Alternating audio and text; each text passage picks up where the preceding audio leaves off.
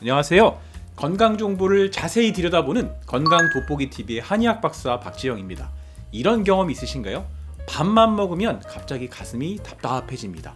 심장도 벌렁벌렁 뛰고요. 숨이 턱 막히는 느낌이 들어요. 그래서 혹시 내 심장에 문제가 있는 거 아닌가 싶어서 응급실도 가고요. 심장내과에 가셔서 검사를 합니다.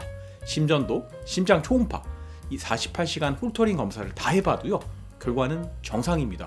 그런데 더 신기한 거는요. 이런 분들이 꼭 공통적으로 하시는 말씀이 있어요. 체하면 더 심해져요. 트림을 하면 좀 편해지고요. 누워있을 때는 죽을 것 같이 답답해요 라고 말씀하세요. 오늘은 이 원인 모를 가슴 두근거림과 숨막힘의 정확한 원인, 그리고 이 질환, 담적변과의 관계에 대해서 자세히 말씀드리겠습니다.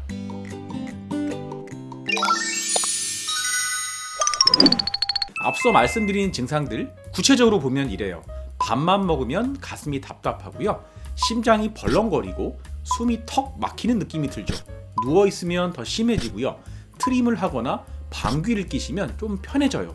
명치가 꽉 막힌 느낌이 드시고요. 이런 증상이 있으니까 심장의 문제일 거라고 생각하셔서 내과 검진도 받고요. 심장 검사만 자꾸 반복합니다. 그런데 이상이 안 나와요. 문제는 이럴 때 마음이 편안해지는 게 아니라 오히려 더 불안해집니다.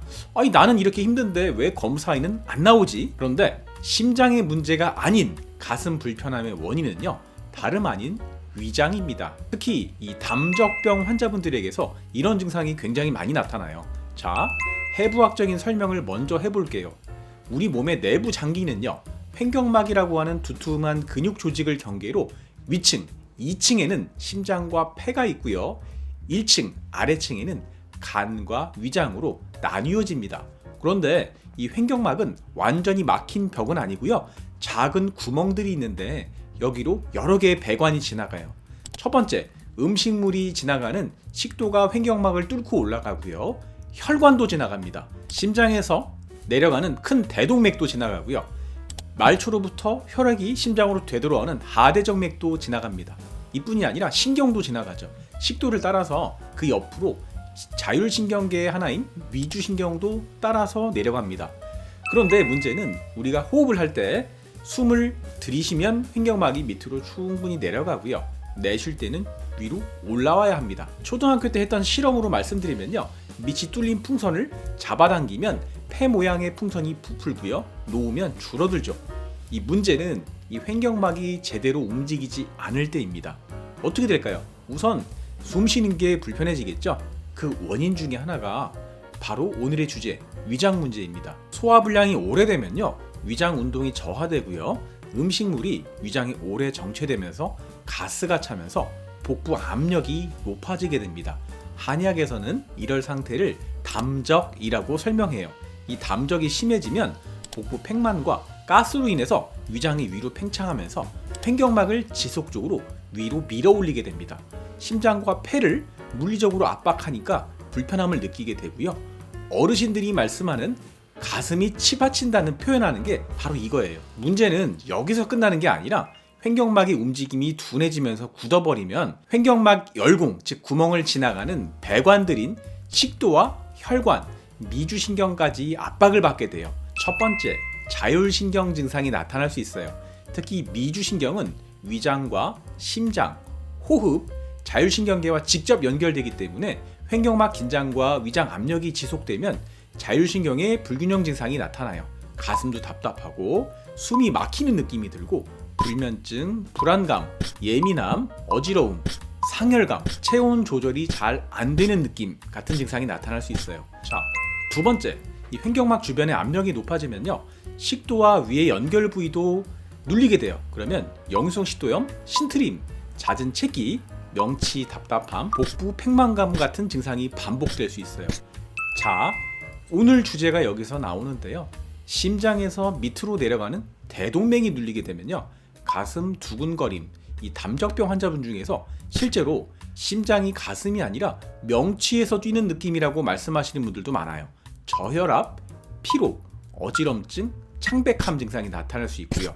또 심장으로 되돌아가는 하대정맥의 순환이 눌려서 떨어지면 머리의 압박감, 즉 머리에 압력이 찬 느낌이라고 말씀하시고 얼굴도 화끈거릴 수 있고 붓는 느낌이나 안면 홍조가 나타날 수 있어요.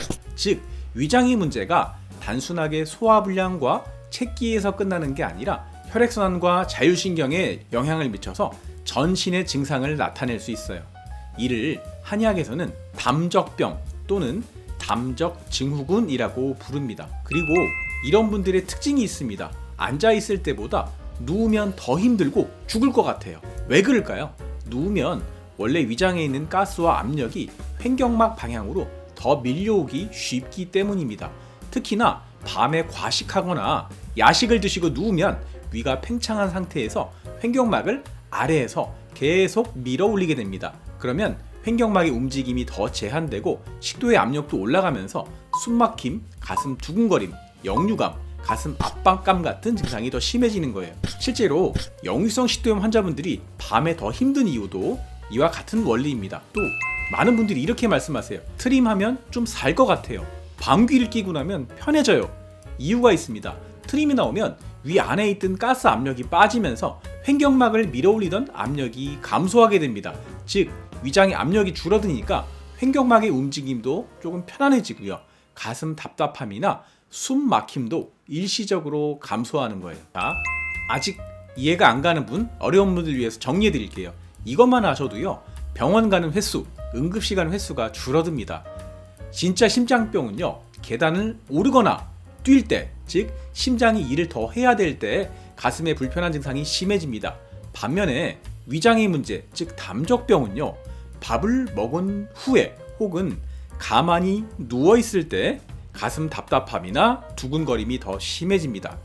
두 번째, 이 트림과 방귀인데요. 심장병은요, 트림하거나 방귀 낀다고 편해지지 않습니다. 하지만 위장의 문제라면 트림 한번 꼭 하고 시원하게 하시면 가슴 답답함이 순식간에 가라앉을 수 있습니다. 또 자세의 영향도 있습니다. 왼쪽으로 눕거나 상체를 숙일 때 심장이 더 두근거린다면 이는 위장의 물리적 압박에 의한 증상일 확률이 매우 높습니다. 자, 그럼 중요한 건 결국 이겁니다. 어떻게 해야 이 굳어있는 횡격막이 다시 부드럽게 움직일 수 있을까요? 핵심은 세 가지입니다. 첫 번째, 위장을 편안하게 만들고, 두 번째, 가스를 줄이고, 세 번째, 횡격막의 긴장을 풀어주는 거예요. 가장 중요한 건요, 담적병 치료입니다. 우선 위장이 편안해져야 가스 발생이 줄고 속이 편안해지겠죠. 한의학에서는요, 담적병 치료를 통해서 위장의 운동성을 회복해 음식물의 정체를 줄이고 가스의 발생을 감소시키고요. 또 자율신경 균형의 회복을 돕도록 한약 처방과 침 치료를 병행합니다. 실제로 제 환자분 중에서도요, 밥만 먹으면 심장이 두근거린다, 검사에 안 나오는 부정맥인 줄 알고 수년간 불안해했다, 이런 분이 계셨는데요. 담적병 치료 후 약 3개월 정도가 경과되면서 가슴 답답함과 이 두근거림이 거의 사라진 경우가 있었습니다. 중요한 건요, 결국 위장을 되돌려서 정상적으로 움직이게 하는 거예요. 두 번째, 댁에서 하실 수 있는 방법인데요. 횡격막 주변의 긴장을 직접적으로 풀어주는 거예요. 횡격막은 12번 흉추, 1번 요추 부위에 직접 붙어 있고요. 6번에서 12번 늑간신경하고도 밀접하게 연결되어 있어요. 즉 등과 흉추가 굳어 있으면 횡격막의 움직임도 같이 둔해질 수 있어요. 방법은 어렵지 않습니다. 이 폼롤러를 등에 대고요, 바로 누운 상태에서 등 전체를 천천히 풀어주는 거예요. 특히 등 가운데 날개뼈 사이와 흉추 주변이 굳어 있는 분들은 숨을 천천히 쉬면서 긴장이 조금 풀릴 때까지 유지해 주시고 다음 부위로 넘어가 주세요. 너무 세게 굴리기보다 천천히 압력을 주는 느낌이 중요합니다. 두 번째, 이 횡격막은 갈비뼈 안쪽에 넓게 붙어 있습니다. 그래서 갈비뼈 아래쪽이 딱딱하게 굳어 있으면 횡격막의 움직임도 제한될 수 있어요. 숨을 천천히 내쉬면서요, 손을 모아서 이 갈비뼈 안쪽을 부드럽게 눌러가며 이 마진을 따라가며 마사지 해주면 횡격막이 부드럽게 풀립니다. 그 다음으로 30-30 법칙, 제가 굉장히 중요하게 말씀드린 습관인데요. 첫 번째, 30번 씹기. 위장이 해야 할 일을 입이 먼저 도와주는 거예요. 음식을 충분히 씹지 않으면 위장의 부담이 커지고 가스도 더 많이 차면서 횡격막을 잘 압박합니다. 두 번째, 식사 후에는요, 바로 눕지 마시고 30분 정도 가볍게 걷는 습관이 중요합니다. 자, 여러분, 심장이 답답하고 두근거릴 때마다 죽을 것 같은 공포를 느끼셨죠? 하지만 이제 원인을 알았으니까 두려워하지 마세요. 여러분의 심장은 억울하게 이 위층에서 고생하고 있었을 뿐입니다. 횡격막 아래층, 즉 위장의 청소, 담적을 치료하고요. 횡격막의 긴장을 풀어주면요. 거짓말처럼 가슴이 시원해지고 심장도 안정을 찾을 거예요. 오늘 영상이 도움되셨다면 구독과 좋아요, 알람 설정 부탁드리고요. 주변 분들에게도 널리 공유 부탁드릴게요. 지금까지 저는 건강돋보기TV의 부천으뜸한의원 대표원장 한의학 박사 박지영이었습니다. 감사합니다.